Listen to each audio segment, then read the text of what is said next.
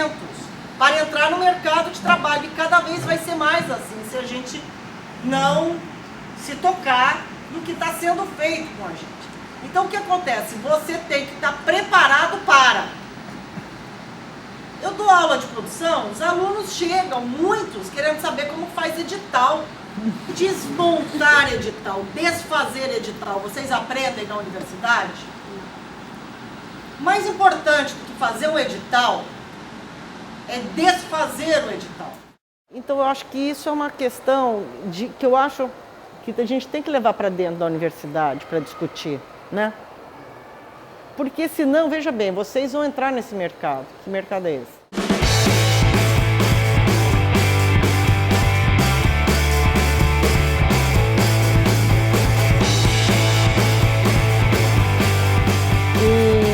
Comecei a trabalhar com audiovisual nos anos 80, fazendo trabalho com comunidade caiçara, litorânea. A TV Povos do Mar está no ar. Anda na minha canoa, canoa que vai e vem, encai canoa no porto para embarcar também, balanceia na canoa,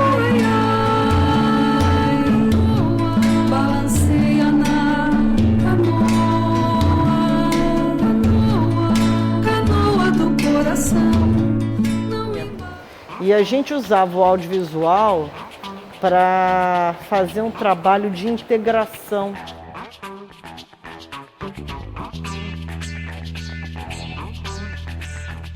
Durante muitos anos, por conta do difícil acesso, cerca de 50 quilômetros de estrada de terra, Itacaré manteve-se isolada.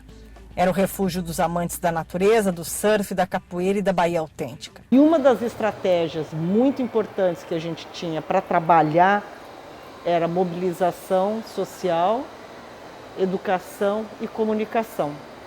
Na comunicação a gente começou com um programa de rádio, jornal, Povos do Mar e com audiovisual, né?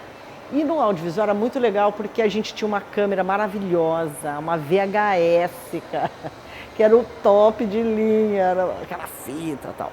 E a gente começou a usar o audiovisual para fazer a comunidade se comunicar. E aí a gente põe em cima de uma variante que a gente tinha, umas cornetas, parava e depois exibia nas praias, no horário do Jornal Nacional. E aí o pessoal nem queria mais ver novela, né? O Jornal Nacional ia tudo para a praça para se ver. Então era aquela coisa de se ver, né? A gente sempre teve a relação com a comunicação de uma forma bem de comunicação popular mesmo, né? E muitas escolas, a gente espalhou nas escolas. E aí, só que aí a gente usou uma TIC. Então a gente já evoluiu, saiu da... Vocês nunca nem viram uma Umatic, você tinha que ter um gravadorzão do lado, assim, pesado, era uma grande câmera com um gravador onde você põe a fita do lado, era uma TIC, mas era bem legal. E depois foi para o Betacam. A gente começou fazendo documentários sobre comunidades indígenas, ribeirinhas, e aí nós começamos, aí, com o sucesso do Guaiá dos Mares, veio a ideia de ampliar os ouvidos, né? Aquela ideia de que comunicação não é da voz, mas é ampliar os ouvidos. Então aí eu fiz meu primeiro longa em película, que foi A Ilha do Terrível Rapa-Terra, que tá aí, você acha na internet, baixo, foi lançado pela California Filmes.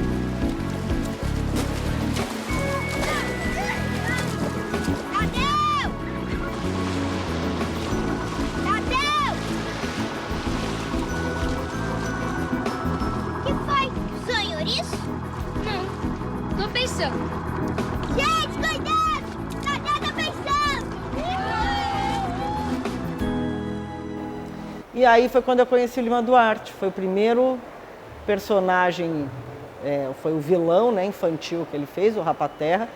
Foi a Arlete Salles que fez o primeiro longa dela também, a Arlete Salles no filme, o Lima. E aí a gente começou com o cinema.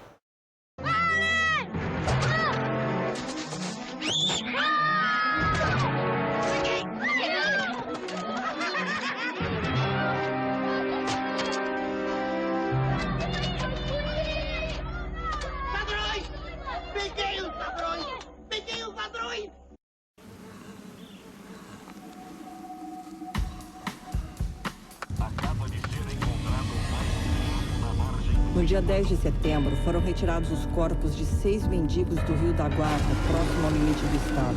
Foram apuradas as mortes de 3 mendigos por espancamento. Esse caso dos mendigos está tomando uma dimensão pública.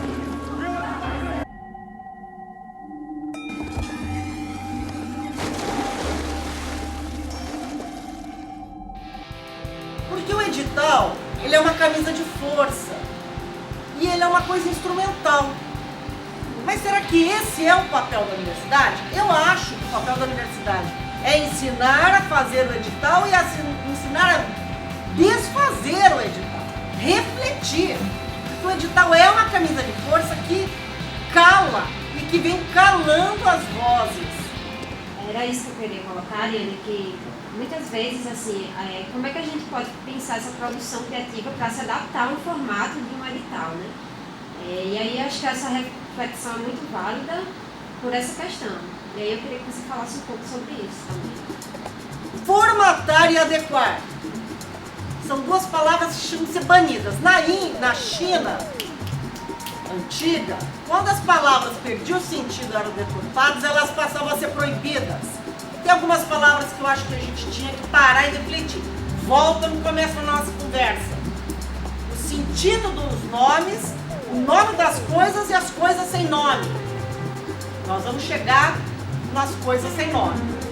A questão é, qual é o papel da universidade? É uma outra coisa que está aqui na minha proposta. O que é universidade? Então todos aqui passaram, vivenciaram, tiveram uma experiência com universidade. Definam para mim universidade. Então, é muito importante a gente pensar no momento que a universidade pública está passando e como ela está se reorganizando. A universidade, ela é dividida em ensino, pesquisa e extensão. Só que ela é dividida.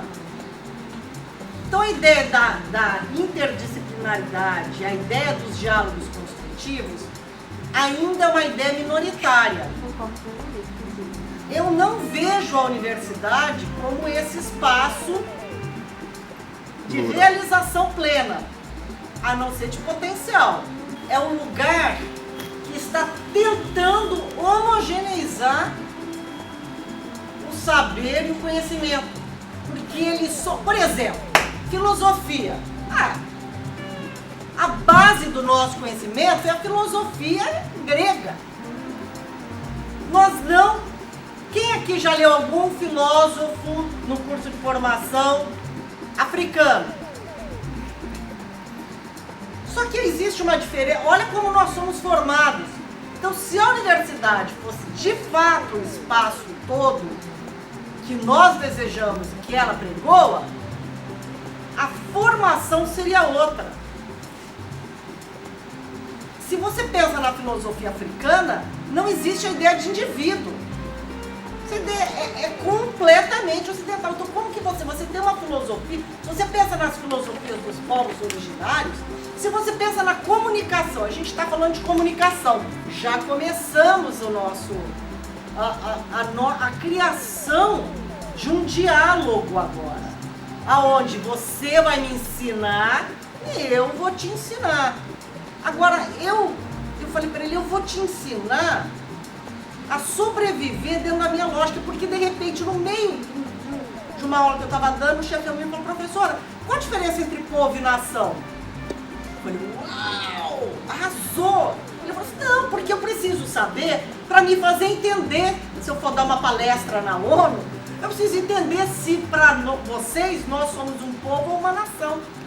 Está entendendo qual é a necessidade de você entender a linguagem e a nomenclatura? Porque todas as nossas guerras, para mim, pessoais, individuais, familiares, coletivas, de mundo, é falta de comunicação. O que promove todas as mazelas do mundo é a falha na comunicação. Às vezes ela é deliberada, né? Às vezes é uma falha Manipulada, exatamente. Manipulado. Manipulada, óbvio, tem razão. Agora, a universidade aceita o conhecimento tradicional indígena? Não aceita. E se aceitar é na área da extensão, não é nem na pesquisa e nem na docência. Porque a universidade é pesquisa, publicação, que é o que vale ponto, docência e extensão para ninguém reclamar.